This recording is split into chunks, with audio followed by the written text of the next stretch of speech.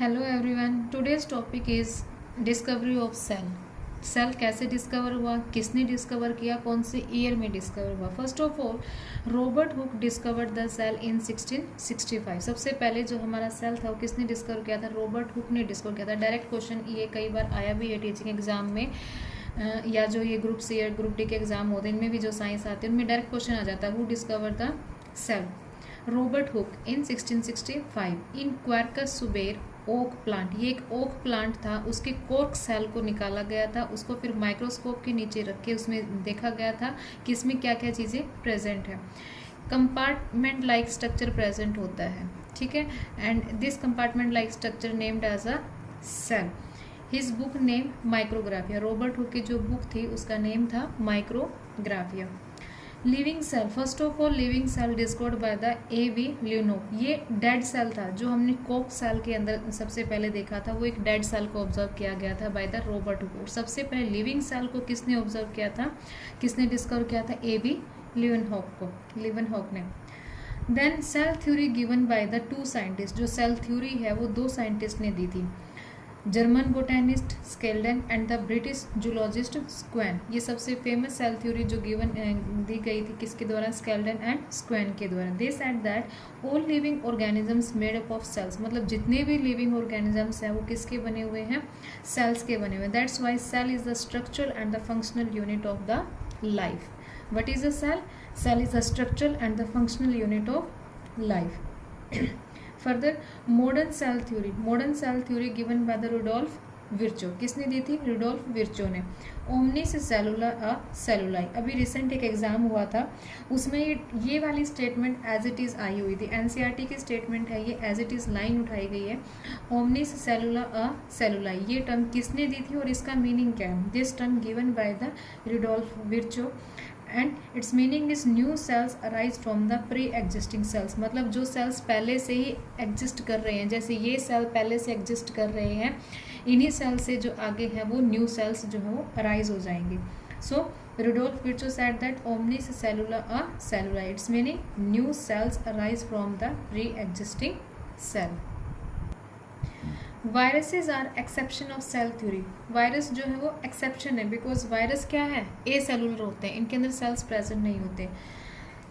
तीन important points हैं, small points हैं, की पॉइंट्स हैं। Smallest cell is PPLO, pleuro pneumo like organisms. PPLO की फुल फॉर्म क्या है? Pleuro pneumonia like organism. Okay. Largest cell, सबसे लार्जेस्ट सेल कौन सा प्रेजेंट है आपका? Ostrich egg. ऑस्ट्रिच का जो एग होता है वो एक लार्जेस्ट सेल है। Longest cell nerve cell. ये एज इट इज़ मतलब डायरेक्ट क्वेश्चन होते हैं, ये की पॉइंट्स टाइप के हैं ये। Smallest cell PPLO, largest cell ostrich egg and the longest cell nerve cell. Now the next is organism. Organisms are of the three types: prokaryotic, mesokaryotic and the eukaryotic. In prokaryotic nuclear membrane absent. prokaryotic में क्या है? nuclear membrane आपकी absent होती है। mesokaryotic nuclear membrane present, eukaryotic nuclear membrane present. इनके अंदर main difference यही होता है, दो मेन डिफरेंस होते हैं। फर्स्ट न्यूक्लियर मेम्ब्रेन का एंड सेकंड जो है वो हमारा हिस्टोन प्रोटीन का। हिस्टोन प्रोटीन क्या है? ये DNA को रैप करने के लिए होता है, DNA को रैपिंग के लिए इसकी नीड पड़ती है। ये प्रोटीन होता है हिस्टोन प्रोटीन, जो कि हमारे प्रोकैरियोट्स के अंदर हिस्टोन प्रोटीन जो है वो एब्सेंट होता है। दैट्स वाई इसका जो DNA है वो नेक्ड होता है, मतलब ऊपर से दिखाई दे जाता है।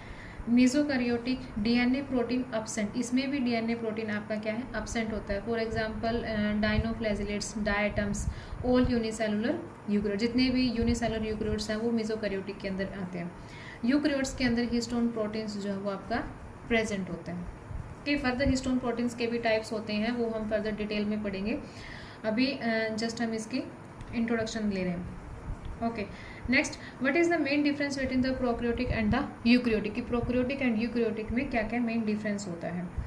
Prokaryotes no true nucleus, nucleus that is the nucleus without nuclear membrane. Nucleus तो होता है बट न्यूक्लियर मेम्ब्रेन के बिना होता है। दैट्स वाई इसलिए हम इसको बोलते हैं कि इसमें कोई ट्रू न्यूक्लियस प्रेजेंट नहीं होता, क्योंकि इसके अंदर न्यूक्लियर मेम्ब्रेन एब्सेंट होती है। वो हमने ऊपर भी पढ़ा था कि न्यूक्लियर मेम्ब्रेन जो है वो एब्सेंट होती है।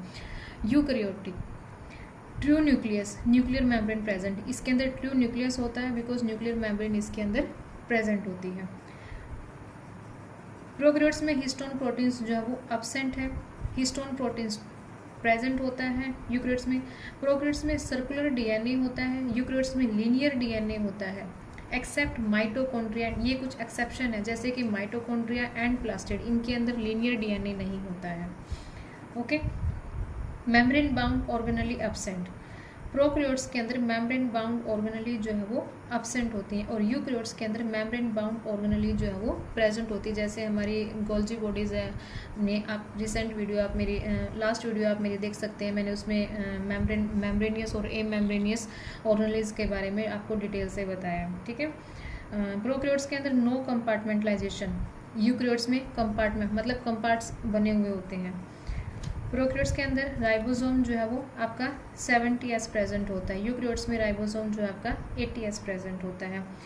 नेक्स्ट जो मेन इंपॉर्टेंट है, प्रोकैरियोट्स के अंदर पॉलीराइबोसोम होता है, पी से प्रोकैरियोट्स और पी से पॉलीराइबोसोम। आप इसको ऐसे भी याद कर सकते हैं। पॉलीराइबोसोम का मतलब है जो एक mRNA की स्ट्रैंड होती है, उसके ऊपर बहुत सारे मल्टी राइबोसोम्स प्रेजेंट होते हैं जो मैसेज को ट्रांसलेट करते हैं।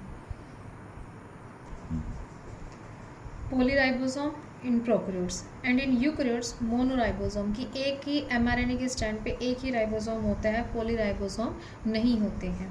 Okay, next important difference is that in prokaryotes glycolysis, Krebs cycle, electron transport system.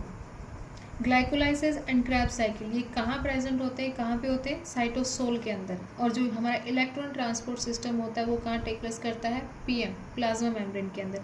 But in eukaryotes glycolysis will take place in cytosol, Krebs cycle take place in mitochondria matrix, mitochondria का जो matrix होता है, and electron transport system will take place in inner mitochondrial membrane. ये main difference है कि prokaryotes में तो glycolysis Krebs cycle आपके कहाँ होंगे, साइटोसोल में होंगे, but in eukaryotes glycolysis will take place in cytosol.